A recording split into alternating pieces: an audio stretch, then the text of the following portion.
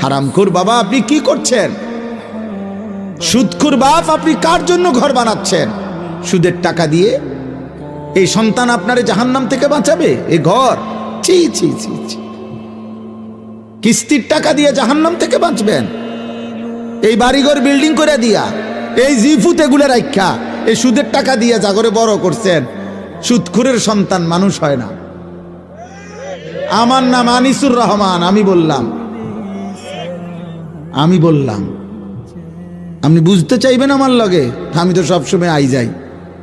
কোন দিন আইতাম কয়ে, কোন দিন আসতাম বইলেন আপনি? আমি তো ছাদের দেশে থাকি না।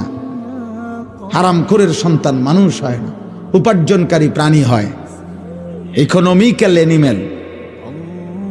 মানুষ হয় না, মানুষ হয় না। টাকা কামাইতারে উপার্জনকারী মানে কোনো না কোনো পয়সা রোজগার করতে